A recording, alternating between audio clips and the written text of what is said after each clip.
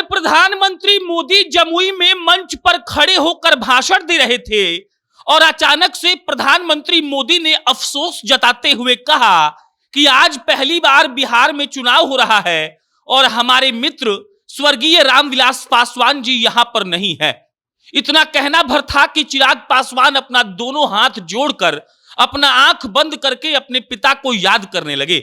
लेकिन इस लाइन के बाद प्रधानमंत्री मोदी ने जो लाइन कही वो सुनकर वहां पर बैठे सम्राट चौधरी, विजय सिन्हा, मुख्यमंत्री नीतीश कुमार और इसके अलावा उपेंद्र कुशवाहा सहित वो तमाम नेता हक्के बक्के रह गए और उनको मालूम चल गया कि चिराग पासवान और नरेंद्र मोदी का रिश्ता कैसा है।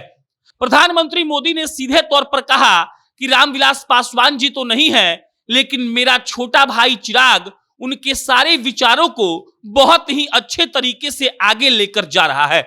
और इतना कहना भर था कि भीड़ बेकाबू हो गई। भीड़ का बेकाबू होना लाजमी भी था, इसीलिए क्योंकि वो भाषण जमुई में चल रहा था और चिराग पासवान पिछले 2 बार से जमुई के सांसद हैं। अब जब चिराग पासवान को प्रधानमंत्री ने अपना छोटा भाई बता दिया तो पूरा बवाल मच गया। इस बात पर खबरें चलने लगी कि पशुपति पारस जब चिराग पासवान के साथ छल कर रहे थे और फिर भी उनको मंत्री बनाया गया, तब भी प्रधानमंत्री मोदी के दिमाग में चिराग पासवान के लिए अलग प्लान तैयार था। लोग बाग सोशल मीडिया पर लिखने लगे कि चिराग पासवान के साथ गलत तो हुआ, लेकिन प्रधानमंत्री मोदी इन सब बातों को नोट कर रहे थे और इस बात का इंतजार कर रहे थे कि जिस दिन हमको मौका मिलेगा हम उस दिन चिराग पासवान को अपना मित्रता और अपना बड़ा भाई होने का एहसास दिलाएंगे।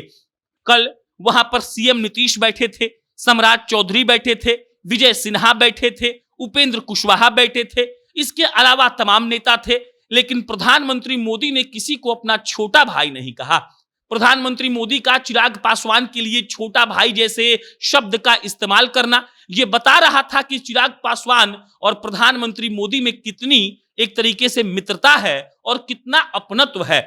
आप याद करिए, 1 साल पहले की बात है, चिराग पासवान को पशुपति पारस धोखा दे चुके थे, पशुपति पारस सांसदों को काट चुके थे, पशुपति पारस केंद्र में मंत्री बन गए थे और उसके बाद सारे सांसदों के साथ मीटिंग होती है, एनडीए के सारे अलाइज को बुलाया जाता है, चिराग पासवान भी वहां पहुंचते हैं, पशुपति कुमार पारस भी वहां पहुंचते हैं और नरेंद्र मोदी चिराग का माथा खींचकर अपने सीने से लगा लेते हैं और अगले दिन हेडलाइन बना था कि प्रधानमंत्री मोदी के दिल में अब भी चिराग पासवान बसते हैं।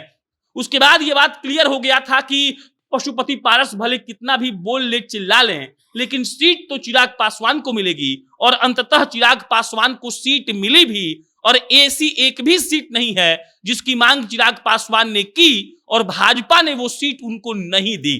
उसके बाद कल प्रधानमंत्री मोदी का चिराग पासवान को छोटा भाई कहकर संबोधित करना यह बता रहा था कि कैसे उन लोगों के बीच अपनत्व है और कितना प्रधानमंत्री मोदी चिराग पासवान से प्रेम करते हैं।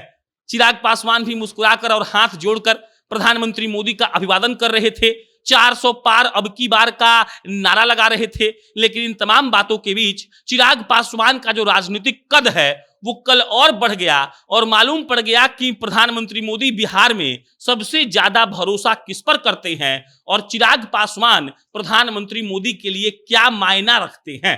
बाद बाकी आपका इस पर क्या विचार है कमेंट बॉक्स में बताइएगा। मेरा नाम प्रशांत है, आप जनता जंक्शन देख रहे थे। फिर जल्दी किसी नई खबर के साथ मुलाकात होगी। बहुत बहुत धन्यवाद।